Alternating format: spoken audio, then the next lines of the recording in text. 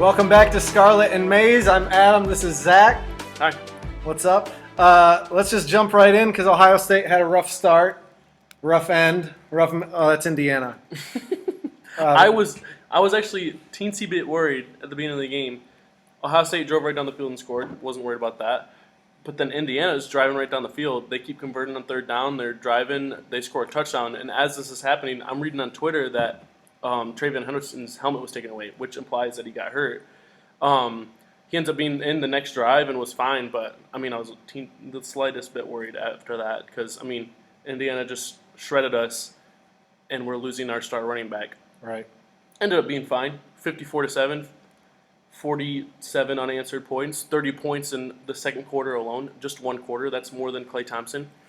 They might be top five in the country at every position group on offense. There's no debating the wide receivers. Stroud has been balling out since he sat out the Akron game. Henderson is arguably the best true freshman in the country, and at this point, his trajectory is Buckeye legend. The offensive line has been straight up bullying teams, and Rucker, now at tight end, had 2 touchdowns in the last game. The defense is improving every week. Ohio State has not allowed a rushing touchdown since the Oregon game. They were 112th in total defense after the Oregon game, and now they're 48th. 48th isn't anything to brag about, but it's impressive going from 112th to 48th. I'm not sure I've ever seen a more successful pass game in a torrential downpour in my entire life. There was one drop that I remember that was like, okay, that was the rain. But then they were like making diving catches and like catches most players won't even make when it's not raining. I'm like, this is insane. You could have told me it wasn't raining, I would have been like, you're probably right. Since Stroud rested his shoulder against Akron, he is 62 of 84, 73% completion percentage. That's pretty good. 1,002 yards. That's pretty good. 14 touchdowns, 0 interceptions. And that's in 3 games. They've scored 150 points in his last 156 snaps at quarterback. That's wild. That's insane. That's almost a touchdown every 6 plays. Wild. Your thoughts? I need to call my therapist, I feel like. I mean, this is why Michigan can be 7-0, and I can be looking forward to basketball as much as I am. Like, I mean, basketball looks great, but also... I don't know when Michigan starts. I don't know when Michigan starts, but I saw today that it's 15 days and Ohio State will start. Let's go. My takeaway was I think Michigan State is the toughest opponent left on Michigan's schedule, except obviously Ohio State. Yeah. So except for Ohio State, I think Michigan State's the toughest opponent. So my only thought right now is if Michigan is able to beat Michigan State this weekend, would 11-1, given the state of the top 25, be enough for Michigan to make the playoff? Obviously, the one being Ohio State. Right. Like, I mean, Penn State looked amazing, obviously, in their 19 overtime 2-point loss. I have a fun fact about that. Goodness gracious, so good. But so for real, if Michigan is able to beat Michigan State, would 11-1 be enough? Cincinnati did not look ideal. Right, and Navy's terrible, and they won by 7. Right, like, I don't know. So that's where I'm at right now. Yeah. Would 11-1 be enough? It wouldn't break the Big Ten conference streak, but I mean, maybe they could get to the playoff. Yeah. If they win this weekend and just lose to Ohio State, if they're able to take care of business. Yeah. Otherwise. But, so that's just a way. Yeah. Okay. So Michigan won 33-7. They did. So right off the bat, I just have to say it was another week that I was a little frustrated until I took a breath and looked over the game again. But even when it was 10-7 at halftime, my concern level was 0.0 because Northwestern had 32 total yards before they broke one big run. Yeah. So it was a defensive bust, and other than that one run, they looked like the Northwestern I expected. Yeah. The one thing that's hard for my Madden or NCAA 14 brain to get used to when thinking about games is pace of play. Yeah. So like when we play video games, we go for the big play an awful lot, right? Right. Well, Michigan took a few shots, but they were perfectly content just running and running and running and running and letting the clock run, not as like we need to do this to win, but more like they know we're running and they still can't really slow us down too much, so it Yeah. doesn't really matter. So let's just do that some more. So here are some numbers that, if you like soccer, I'm sure are fascinating and exciting for you. Okay, Northwestern's longest drive of the game, or of the first half, was a 1 minute 52 seconds. Their longest drive of the first half, 1 minute 52 seconds. Michigan only had 5 drives in the first half, and every single drive was longer. Michigan's first 2 drives were punts, first of which started at their own 2, and I say that just because, like, I was frustrated they didn't go just march down and score, but still, your play calling, especially up front, is different. And they got out of it, but whatever. They flipped the field. Okay, it still took over, the first 2 drives still took over 6 minutes of game time. Then they had a 13-play, 79-yard touchdown drive that took 5.5 minutes, and a 16-play, 55-yard drive that took almost 9 minutes, but ended in a field goal. Then Northwestern had their one big run, and Michigan responded by going 75 yards in 2 minutes with 12 plays. They just fumbled inside the 5. So really the takeaway in the first half is like, so get a touchdown instead of the field goal and take care of the ball. Right. And it's different, which like you can't do this every game. Michigan's also not turning it over like they did in this game every game. Right. In the second half, Michigan goes touchdown, punt, touchdown, field goal, touchdown, fumble by the third string running back, missed field goal after a bad call took away Michigan first down inside the 10.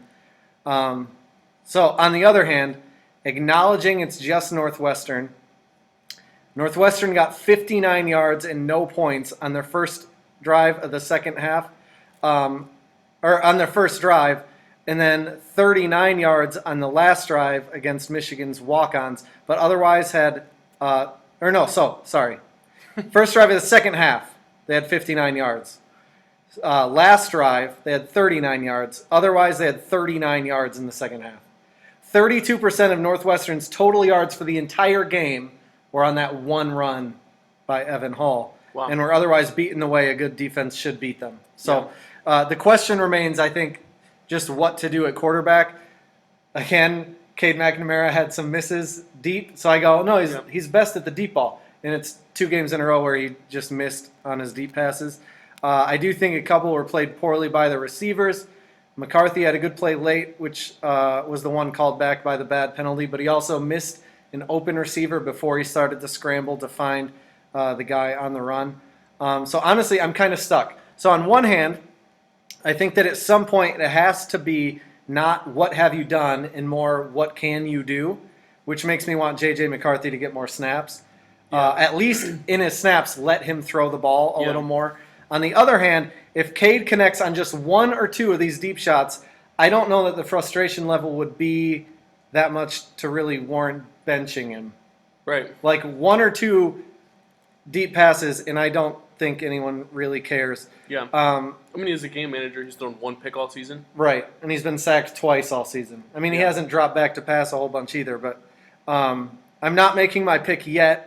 But I think Cade McNamara is good enough with Corum and Haskins, the Michigan running game, to beat Michigan State and Penn State. I'm not saying they will necessarily with Cade at quarterback. Right. I think that they have the potential to beat both of those teams with Cade at quarterback. Completely forgetting those 2, though, because the whole season rests on the Michigan-Ohio State game for Michigan. I don't think he's probably good enough to beat Ohio State, and that's the issue. So maybe he'll do great down the stretch, and I'll feel differently on Thanksgiving weekend. We'll see. Maybe they lose this week, and I want JJ in because still the Ohio State game would be the entire season. Yeah. But so the question that has been the question for a while remains the question, and that's should they play at quarterback? And I'm honestly just he's undefeated. He's thrown 1 pick. But at the same time, there are times in every game where I'm like, put in J.J. McCarthy. So, I don't know. I mean, we threw that question in like the first or second episode, and we've talked about it every single week. I mean, really, because J.J. McCarthy had the 1 throw against Western Michigan. That's true. We kind of had it as a kind of joke, but not really. And then it's just grown since then. I think not just with us, but like with the whole fan base in general. But yeah. I mean, I don't have a lot to take away. I mean, Michigan didn't do anything that impressed me, didn't do anything that made me think, wow, they suck. Yeah. That's all I really got to say. I mean, they're Northwestern. They dominated a team they should dominate. Right. I mean, like you said, the halftime score wasn't even as close as it really looked. They had one big play. Right. And that's, I mean, low possession games Yeah. are lower scoring. Just that's how it works. Right. But and it can look uglier than it is. Yeah. Our picks standings update. So I went 4-1 this week. I'm 60-15 overall. You went 5-1 because you beat the spread in the game of the week. So 58-17 overall. So we're back to even. I just have a couple games on you. Okay. It's sweet. But who do you think is going to win the Michigan State game? Not you, Zach. Cast your vote by getting to Quality Dairy and grabbing your team's limited time game day cookies. Yeah, our first official sponsor giving us some cookies. You can pre-order your MSU or U of M cookies for your tailgate or office party. Just visit QDExpress.com and QD will get your bulk order ready for pickup at your favorite Quality Dairy store the next day. Don't forget, you can wash those great cookies down with Lansing's best cider. Cider's a pouring at Quality Dairy. QD is actually keeping track of how many of each team's cookies are sold, and we'll announce the winner on social media Saturday of which team was sold more. Yep. So get to your Quality Dairy and pick your team, MSU or U of M, and support your team. Quality Dairy is also giving away tickets to the game. You can enter to win tickets to the Michigan State game just by going into your local Quality Dairy store and filling out your free entry form. Limit one entry per day per store. So you could go to all the Lansing area Quality Dairies, fill out your free form at each one, maximize your chances to win free tickets to Michigan State. There's 27 Quality Dairy stores, so if you're not doing anything, go get 27 entries for the free tickets to the game. The tickets are going for like $260 or something. Crazy. Crazy deal. Big Ten Players of the Week. Thankfully, we don't have any codes there. Yeah. Just straightforward offensive player. I'll take Chase Brown from Illinois. 223 yards at 6.76 yards per carry. 1 touchdown in the upset victory against Penn State. At Penn State. Yeah. Crazy. The only thing I have to say about that is I agree with it. He should have won it, and I'm just excited for what Travion Henderson is going to do to that Penn State defense. If this guy from Illinois is running for 220, how many, 224? 223. 223 yards, Travion Henderson is going to run for at least 224. At least. At least. Probably on fewer carries. Yeah. Defensive Player of the Week. Oh, yeah, sorry, I got it. Leo Chenal from Wisconsin, 9 tackles. Super impressive. No, really, 3.5 sacks. 3.5 sacks. That's crazy. That is crazy, regardless of who you play. Yeah, it's a great stat. Great win. I mean, they beat a ranked team. Yeah. Maybe Wisconsin's back. Yeah. Big Ten takeaways? So in conference play, Ohio State has the most points for in the Big Ten. They have 217. The next closest team is Nebraska with 67 less points. And Nebraska's played one more conference game than the Buckeyes. Insane. Crazy. Yeah. So Ohio State's got the best offense in the Big Ten. I don't think nobody's questioning that, but I only have one Big Ten takeaway, and that's Penn State. Just come on. What? Penn State. Come on. 20-18 and 35 overtimes. Yeah. That game was insane. I mean, it was entertaining to watch, and I just my friend was texting me, and he was like, over under on 10 overtimes, and I was like, I'll take the under. And then it was 9 overtimes, and he said Illinois would win, and I was thinking Penn State would win. But the only bummer about that game was Penn State's first play in overtime, or their first 2-point conversion, I should say. Was they did the Philly special, and Sean Clifford dropped the ball. If that could have come later in the overtimes, because there were so many. My little brother, I was watching with him, and he pointed out, have you ever seen Boy Meets World? No. There's this episode of Boy Meets World where the older brother, Eric, is playing billiards. He's at a pool hall, and they're in a game, and no shot goes in at all, and one time they hit it, and the ball explodes. Nothing can go in. It was a lot like that. It was an apt reference from my brother. I mean, how do you? I get the new overtime rule. You go for 2 on the third overtime, and that's all you do is it's just straight 2-point conversion. But how they didn't even cover the over on total points scored in the game. in 9 overtimes. Yeah. And again, I mean, after the second, it's just a 2-point conversion, like Russian roulette, basically. But come on, there were so many failed to start. Yeah, there was 3. Okay, so there's 9 overtimes, right? And you can get into the end zone in all of those. They got in the end zone a total of 3 times. The whole insane 9 overtimes. That's insane. That's a combined 3 for 18 of getting in the end zone in overtime. It was wild. It was fun to watch, though. It was fun. I would hate it if Michigan was in one of those games, but having no real weight to the game, I thought it was really fun. Yeah. At the start of it, me and the people I was watching with were like, I don't like it. And then going into like overtime 6, we were like, this is amazing. This is really exciting and fun. I wanted it to go on forever. Yeah. I was excited for Brandon Peters. Not that I was excited for the starter to get hurt, but whatever. Dude, his wrist was nasty. That was gross. Forearm, wrist, whatever it was. The other thing is, the Buffalo Wild Wings commercials is all I could think of. We don't want the game to end. Yeah. It's funny. Oh, my gosh. Rapid fire Turd Pile Picks. Rutgers at Illinois. Illinois just got the big upset. They're real high right now. They're going home, playing Rutgers. I think I got Rutgers in the upset. I actually got Rutgers, too. Dang. Brandon Peters is, I don't think, going to get it done. God bless him. Whatever. Indiana at Maryland.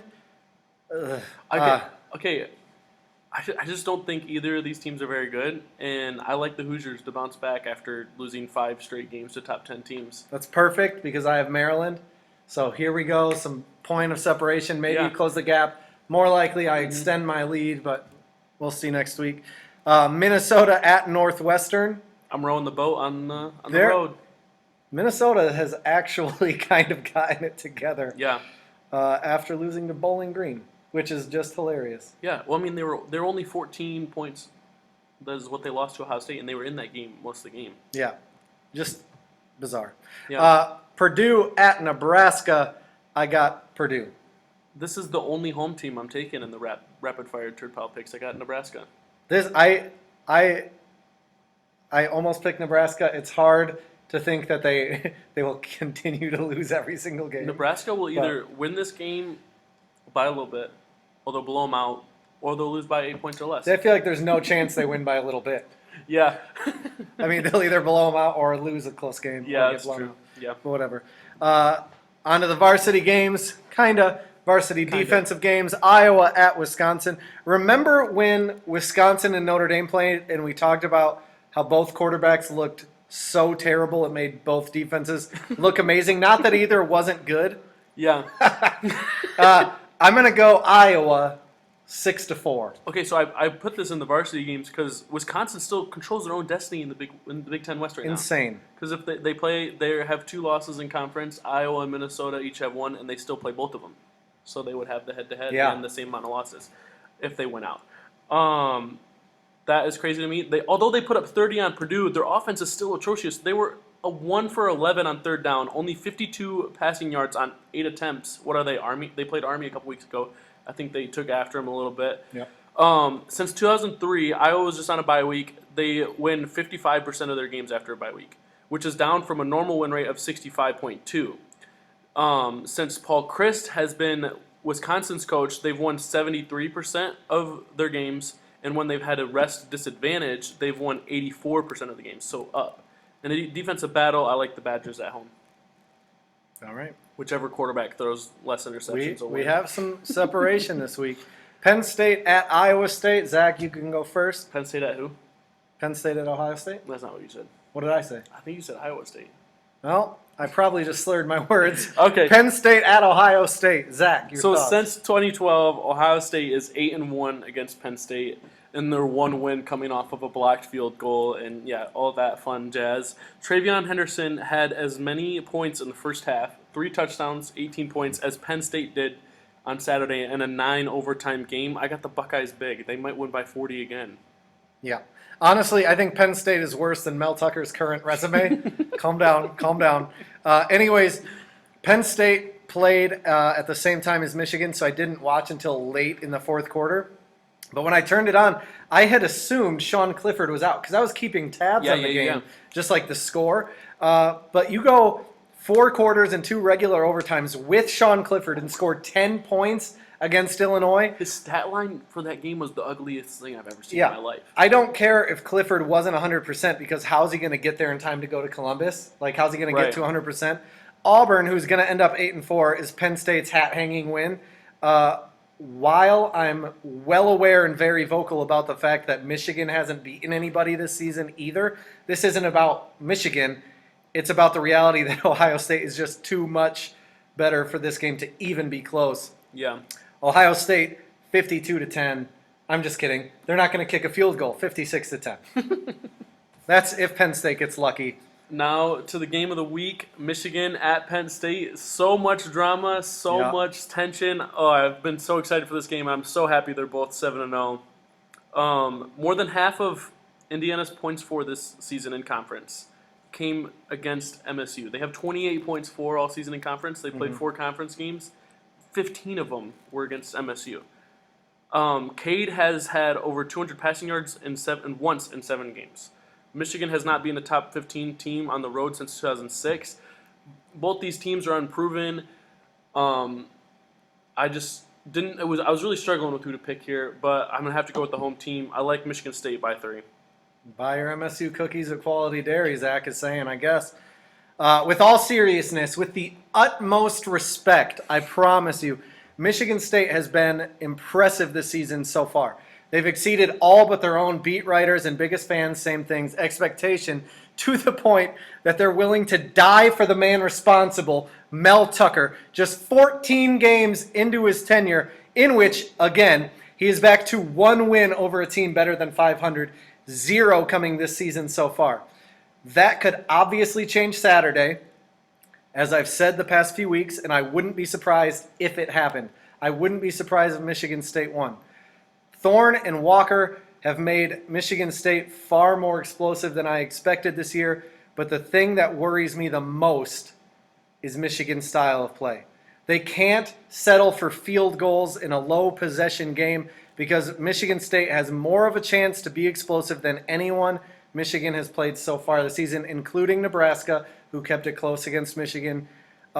Something to keep an eye on is Peyton Thorne had 9 touchdowns and 0 picks in their 4 out-of-conference games, but 6 touchdowns and all 4 picks in their 3 conference games against Rutgers, Nebraska, and Indiana. Not exactly the powerhouse defenses in the conference.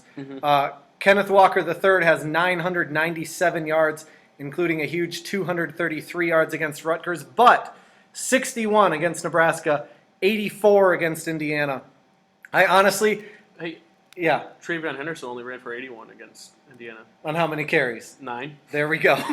I really do go back and forth with what I think will happen in this game, but I got to make a pick. Harbaugh is undefeated in East Lansing as a coach and as a player. Wow. But I'm just going to say for right now, Michigan by 7. Things that nobody are talking about. Yeah. We're still talking about it. We've been talking about it every week, but I still haven't seen people talk about this. Clemson has yet to score more than 2 touchdowns against an FBS opponent in regulation this season. The only time they've scored more than 2 touchdowns is in an overtime game that they lost. That's seriously... It was an overtime game. Yeah. How does this happen? I don't know. They even benched their quarterback last week to try and fix something, and then they put him back in because it didn't work. Right. Maybe I don't know how they don't. The issue. This year especially, there have been a number of teams where I'm like, how do you not have a better option at quarterback? Yeah. Clemson is one. Is Ohio State one? Yeah.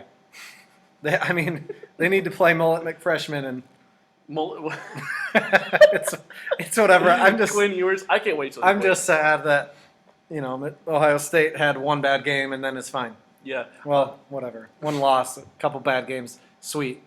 Yeah. A couple bad games. Must be nice that they won by multiple touchdowns. Must be nice. The one thing I wanted to talk about that nobody's talking about, I feel like, is James Franklin not being an elite coach. You talked about the game that they beat Ohio State on a blocked field goal. If that doesn't happen, is he talked about at all? Probably, because he was talked about before that game for some reason. I don't understand how anyone thinks James Franklin is an elite coach Yeah. for winning one game. Like, they beat Ohio State, great. Michigan hasn't, great. James Franklin is not a good coach. I don't, like, Well, he's not great. I don't think he's a good coach. he recruits really well. Great. So did Brady Hoke. He's got a top 3 class right now in 2022. Brady Hoke is undefeated. San Diego State. Brady Hoke probably would have won last game, not at Michigan, but at San Diego State game, they would have won in 30 Against overtimes. Penn State? No, Or against Illinois? Either. Oh, yeah. Anyways, The coach of the year, maybe. maybe. Maybe a sleeper candidate for Michigan State once Mel Tucker goes to LSU. Oh, my God. Unless LSU doesn't scrape the bottom of the barrel and they go straight to the cream at the top, which is Brady Hoke. There you go. Probably not. Tweet of the week. Mine is from Fox College Football.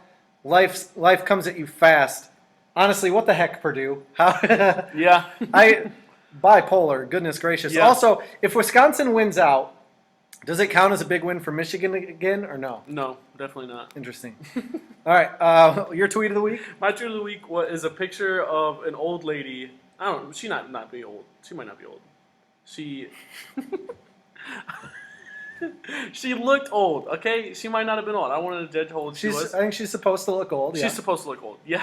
At the Illinois Penn State game, and the caption was, "She was a sophomore when the game started," which is just hilarious. She still is a sophomore, but she's right. looks like an old lady. Was my point. Hilarious. Yeah. Anyways, yeah. buy your cider, buy your cookies, your donuts. They got MSU, U of M donuts too here. The donuts don't have anything to do with the contest, but they're still delicious. Yeah, the cookies are amazing. The donuts, What's the verdict? great. And you can wash it down with the best apple cider in not just the Lansing area, not just Michigan, dare I say, the country. Dare I say the universe. Oh, boy.